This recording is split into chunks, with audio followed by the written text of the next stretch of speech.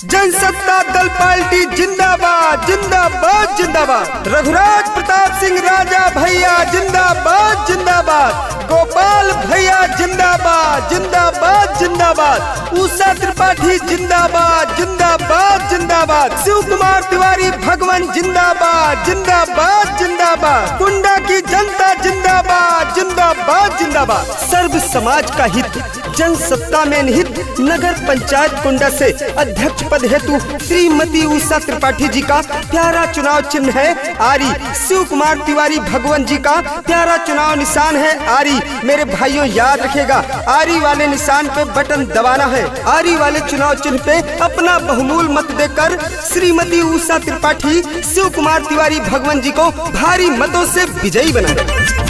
माई बहन के निशान बाटे आरी, माई बहन के निशान बाटे आरी। जीती है फिर सुकुमार तिवारी, माई बहन के निशान बाटे आरी। चाचा और चाची के निशान बाटे आरी। शिव कुमार भैया पड़े सब पे भारी, शिव कुमार भैया पड़े सब पे भारी। माई बहन के निशान बाटे आरी, माई बहन के निशान बाटे आरी। माई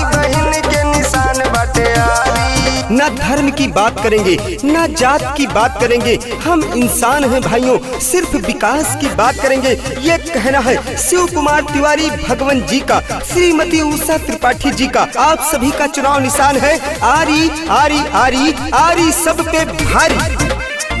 ए चाचा ए चाची नहीं भूलैहा, उषा त्रिपाठी के अपने जीतैहा। ए भैया ए भाभी नहीं भूलैहा, शिव कुमार भैया के ही जीतैहा। कोई विकास के नवा तैयारी, कोई विकास के नवा तैयारी। माई बहन के निशान बटे आरी, माई बहन के निशान बटे आरी। माई बहन के निशान बटे आरी। काम किया है काम करेंगे, जन जन का सम्मान करेंगे, झूठे वादे नहीं करेंगे।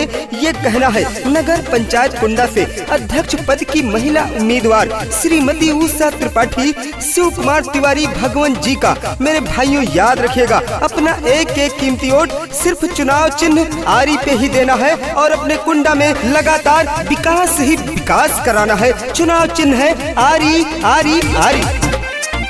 हर जगह बाटे नाम बखाना, बच्चा बच्चा बयान के दीवाना। हर जगह बाटे नाम बखाना, बच्चा बच्चा बयान के दीवाना। जीती है या नहीं कहे जनता सारी, जीती है या नहीं कहे जनता सारी। चाचा और चाची के निशान बटे आरी, उषा त्रिपाठी के निशान बटे आरी। माई बहन के निशान बटे आरी। रघुराज प्रताप सिंह राजा भैया जी का विशेष आशीर्वाद, कुंडा की सम्मानित जनता का विशेष सपोर्ट समर्थन शिव कुमार तिवारी भगवान जी पे हमेशा बना रहता है। आपसे निवेदन है आगे आए और अपने हक के लिए लड़े, आरी निशान पे ही अपना मतदान दे। जनता के सेवा में करें खूब खर्चा, उषा त्रिपाठी के जिताई भी एक तरफा। जनता के सेवा में करें खूब खर्चा, शिव कुमार जी के